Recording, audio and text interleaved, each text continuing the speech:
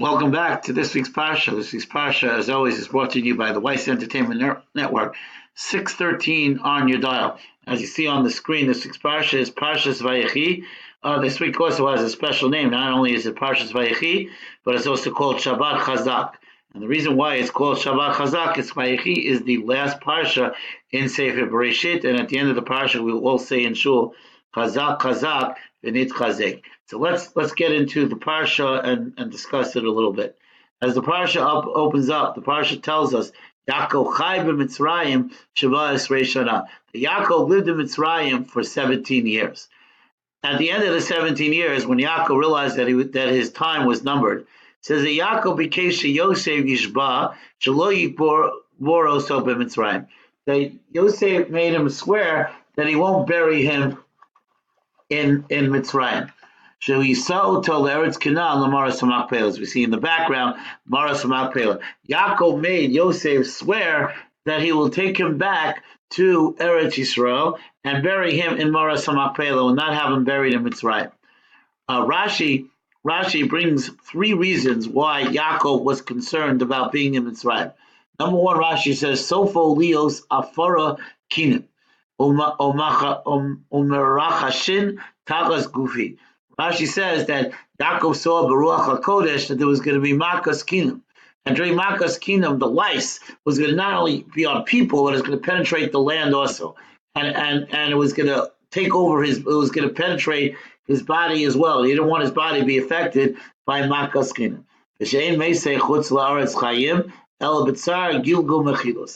The other thing Rashi tells us is that in the future, in the time of Mashiach, when there'll be what's called Techiyas Hamesim, the dead, when the dead will come back, they only wake up in Eretz Yisrael. So if you're outside of Eretz Yisrael, they would have to roll, and Yaakov didn't want his body to roll. And the last one is Shelo Yasuni Mitzrayim Avodas Kacham. And the last of the three was he was afraid that when he died, because of all the great things that Yaakov brought to Mitzrayim, he feared that he would be worshipped as an avodah zarah. They would worship his shrine, his grave, his shrine, and he didn't want that to happen. Therefore, Yaakov asked Yosef that he bury him in Eretz Yisrael. The Torah tells us that what Yaakov asked Yosef to do is called chesed shelemes, true act of chesed. Why? So there's three levels of chesed. Level number one is when you do something for someone, and you would expect that if you're in the same situation, they would do the same for you. One of the examples of that is somebody needs money, and you have the ability to lend them money. You would expect that if you were in the same situation, they would lend you the money. Level two is like when you do Bikkur Cholim, when you visit the sick. So what happens if the sick doesn't recover? If the sick doesn't recover, then he can't repay you the act. But if he does recover, and Chas v'Shalom, you would get sick, you would expect him to do Bikkur Chol to you. But that's much more questionable because you don't know what the outcome is going to be. The third level is in a case when you do an act of kindness to someone that dies, where there's no possibility of them paying you back. And that the Shalach HaKodesh says is called Chesed Shel Emes. And that's what Yaakov asked Yosef to do. The Medrash tells us that Vayomer Yosef Hinei Avicha Choleh. Medrash tells us that Yaakov Avinu complained that a father has no way of knowing before he dies what's going to happen to, how he's going to be able to, what's going to happen to him, how he's going to be able to instruct his children. So it says, so Chazal tells us, Gemara Bava Metzia, it says that the Yaakov Avinu was the first person to get sick before he died. So when Yaakov got sick, the word got to Yosef that he was dying. And immediately Yosef took his two sons, Ephraim and Menashe, and he brought him to Yaakov to get a bracha before Yaakov dies. So, and so we know how the whole story went down, that Yaakov saw Ephraim's greatness over Menashe, and it says Vayashes Rosh Ephraim Behu Asir Esmolo Rosh Menashe Sekel As Yadav, the famous Kimenashe Abachor, the famous image that Yaakov crossed his hands, put his right hand on Ephraim and his left hand on Menashe, despite Yosef's protest. And when Yosef protested, Yaakov said, "Don't worry, Ephraim is going to be greater, but Menashe will be great as well." And that's what happens. What was the bracha that Yaakov gave Ephraim and Menashe. So Ephraim and Menashe Ruvain and Shimon Yuli. He said Ephraim and Menashe is like Ruvain and Shimon. What does that mean? That means that Ephraim and Menashe are going to inherit land in Eretz Yisrael like my sons, meaning that they will get their own share in Eretz Yisrael, like Ruvain, like Shimon, like Levi, not Levi, like Ruvain, like Shimon, like Yehuda, like Yisachar. There'll be also a share called Ephraim and Menashe. The other great bracha that Yaakov gave them was B'cha Yivarech Yisrael Lemor. As you see here, you see in the picture as well, Yisimcha El Kim Ke Ephraim Menashe. That throughout history, Jewish people are always going to bless their sons that they should be like Ephraim and like Menashe. There are many different explanations that are given, but for another time, why that's so. After Yaakov blesses Ephraim and Menashe, he orders that his sons come and gather around him, and he was going to give them a bracha as well before he dies. So Yaakov Ratzah L'galos Saketz. The Gemara Pesachim tells us that Yaakov was going to tell them when Mashiach was going to come, and all of a sudden he forgot that nevuah of when Mashiach was going to come. What happened? So he thought that maybe one of his children weren't worthy of this. And immediately all the sons of Banim Amru, Shema Yisrael, Hashem Elokeinu, Hashem Echad.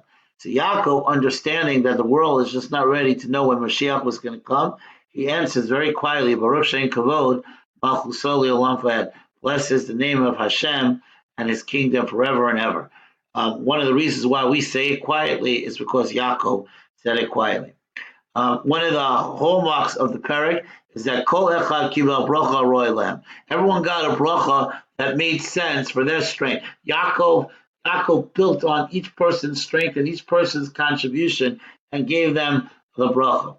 It also mentions that he cursed the anger of Shimon and Levi and he separated them.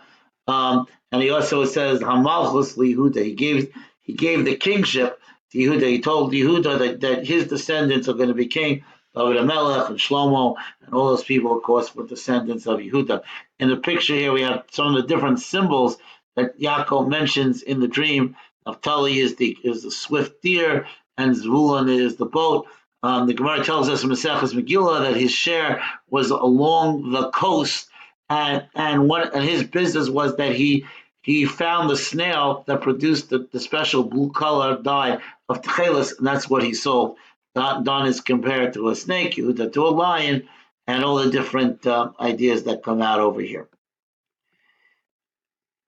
After Yaakov finishes blessing all of his children, so it says that he turns his legs into the bed, and it says that he passes away.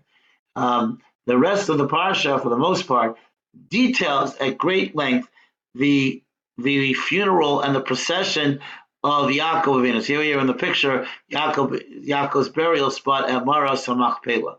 So it says that Yaakov also commanded all of his sons to bury him in Maras HaMachpelah. The Torah goes in great detail to specify what was Maras HaMachpelah. It was the land that was bought by Abraham, and that's where he buried Leah, and that's where Abraham and Yitzchak is buried, and Sarah and Rivka, and now he's going to be buried, and Leah was buried there as well. And then it says, Evel Shivim Yom. It says the mitzvah mourn for 70 days. One of the interesting things is that Yaakov commanded that only his sons carry him, the body, no one else touch it, and not even grandchildren. We'll see, with the exception of Ephraim and Menashe. And also, as well, Levi himself does not carry Yaakov's body, because Levi was going to carry the descendants were going to carry the Aron Kodesh in the future. So actually, Rashi brings down that Yaakov commanded them to stand exactly how Bnei Yisrael was going to camp in the Midbar. Yehuda, Yisachar, and Zvulun carried him on the east side. Reuven, Shimon, and Gad on the south side. Ephraim, Menashe, and Binyamin on the west side, and Dan, Naphtali, Asher on the north side. And that's exactly what the camp looked like in the Midbar.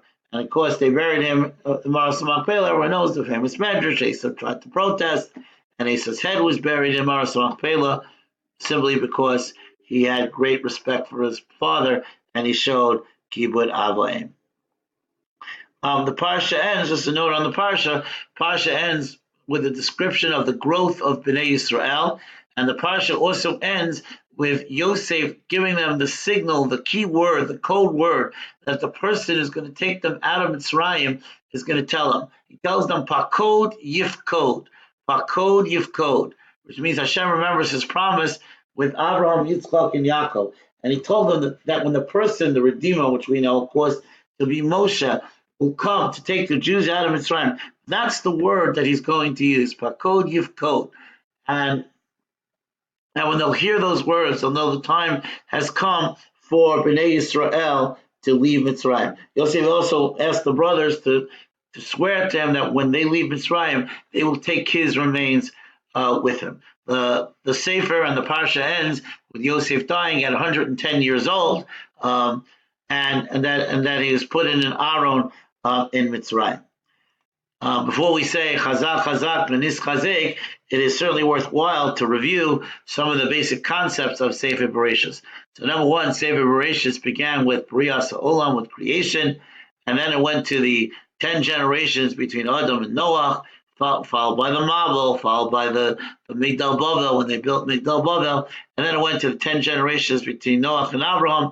The Mishnah in Pirkei Avos describes to us how Hashem's patient and he didn't carry out punishment, even though some of the generations in between were bad. Of course, the rest of the Sefer is about the Chaye HaAvos, the life of Avram, Yitzchak, and Yaakov, and Leidat Am Yisrael. Of course, the Sefer ends with we see the beginnings of the birth of the Jewish people as not just the family of Yaakov, but a nation as well. On that note, we say Chazak, Chazak, V'nis Chazek. We conclude Sefer Bereshis and we say Good Shabbos.